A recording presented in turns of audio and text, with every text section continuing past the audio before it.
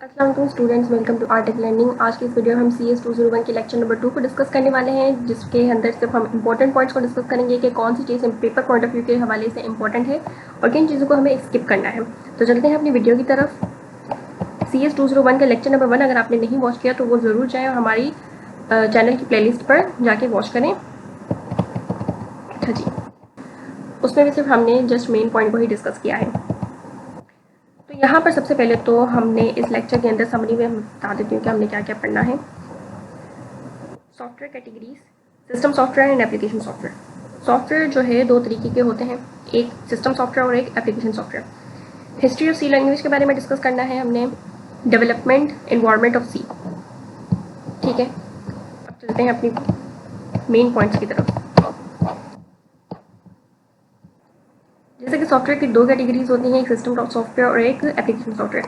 Easy words में अगर मैं आपको बताऊं तो सॉफ्टवेयर, सिस्टम सॉफ्टवेयर और एप्लीकेशन सॉफ्टवेयर क्या होता है कि सिस्टम सॉफ्टवेयर जब हम अपने कोई भी डिवाइस को बाय करते हैं, फॉर एग्जांपल मोबाइल में जो एप्लीकेशंस पहले से इंस्टॉल होती हैं तो वो सिस्टम सॉफ्टवेयर की कैटेगरी में फॉल करती हैं। और ऐसे सॉफ्टवेयर जो हम अपनी नीडनेस को पूरा करने के लिए उसको इंस्टॉल करते हैं तो वो एप्लीकेशन सॉफ्टवेयर की कैटेगरी के अंदर फॉल करती हैं। अगर डेफिनेशन के हवाले से देखा जाए तो हम इसकी डेफिनेशन को भी रीड कर सकते हैं, लेकिन ये इतनी इंपॉर्टेंट नहीं है, आप बस इसको रीड ही कर लीजिएगा, इसको याद करने की ज़रूरत नहीं है। आप अपने माइंड में जस्ट कॉन्सेप्ट्स को क्लियर करें, ठीक है।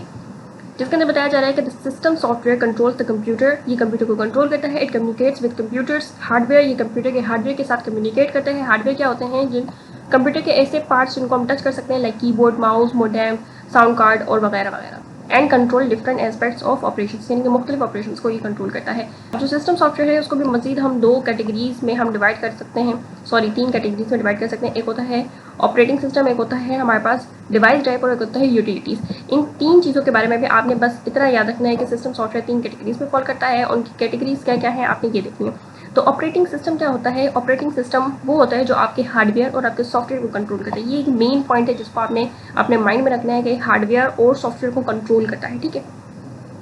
डेफिनेशन के हवाले से देखा जाए तो an operating system is the program that manages all the other programs in a computer.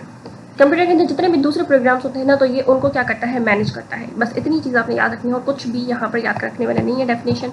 दूसरी इसकी देखते हैं तो operating system is the software responsible for controlling the allocation and usage of hardware resources such as memory, central processing unit, time disk, space and peripheral devices. ये भी आपने just read कर लेनी है, कोई इतनी इंपॉर्टेंट नहीं है, ठीक है, पेपर पॉइंट ऑफ व्यू से। ऑपरेटिंग सिस्टम जो है एक मेन बुनियाद होती है जिसके ऊपर हम अपनी एप्लीकेशंस जो हैं, जैसे कि वर्ड प्रोसेसिंग और स्प्रेडशीट वगैरह बिल्ड की हुई है। ये जो है नीचे लिखा हुआ है, आपने सिर्फ इसकी एक मरतबा देख लेना है, रीड कर लेना है, कोई याद करने वाली चीज़ नहीं है।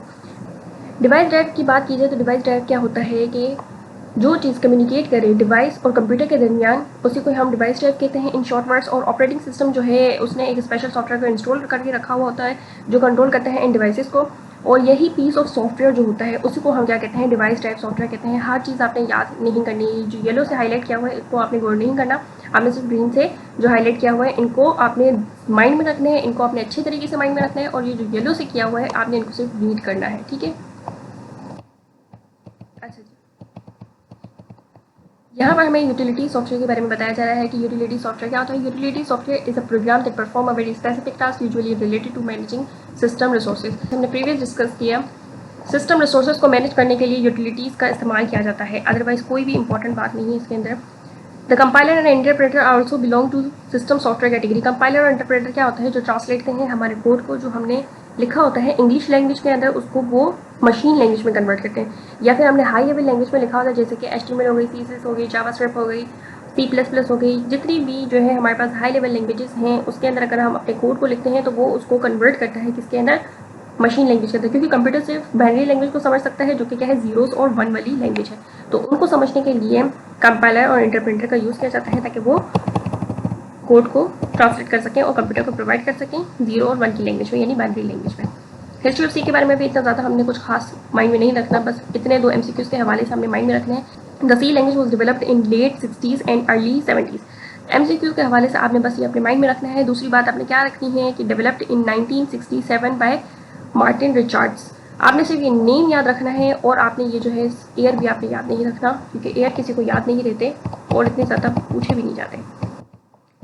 अच्छा अच्छा जी, एडिटर की बात की जाए तो एडिटर क्या होता है, किसी भी प्रोग्राम को रन करने के लिए हम अपना जो पीस ऑफ कोड को राइट करते हैं जिस टूल पर, तो उसे एडिटर कहते हैं। जैसे कि हमें HTML, CSS, जावास्क्रिप्ट जैसे और मज़ीद लैंग्वेजेस को हमने रन करने के लिए हमें VS कोड की ज़रूरत होती है, तो वो भी एक एडिटर है। और हम जो है अपनी CS201 की बात करें तो डेव C++ जो है टूल होता है जिसको हमने क्या करना होता है, यूज़ करना होता है। देख सकें ये डेव C++ ये भी हमारा क्या है, कोड एडिटर है। विजुअल स्टूडियो कोड की बात की जाए जिसमें हम HTML, CSS और जावास्क्रिप्ट के और भी मल्टीपल लैंग्वेजेस के कोड राइट करते हैं, तो ये भी क्या है, कोड एडिटर है।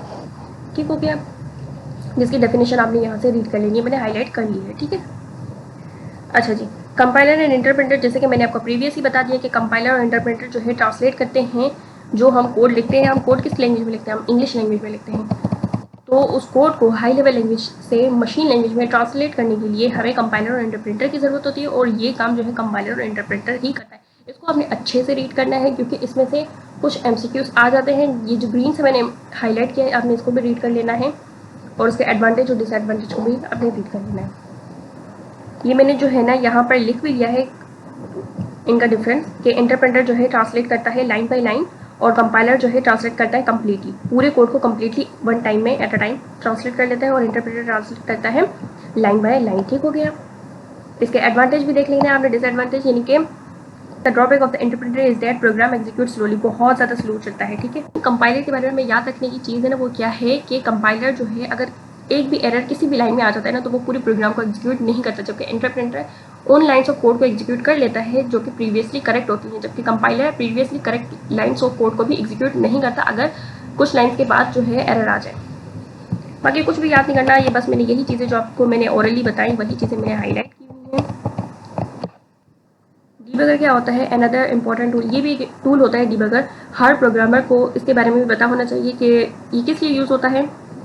किसी भी प्रोग्राम को डिबग करने के लिए ये यूज़ होता है, टू करेक्ट लॉजिक एरर।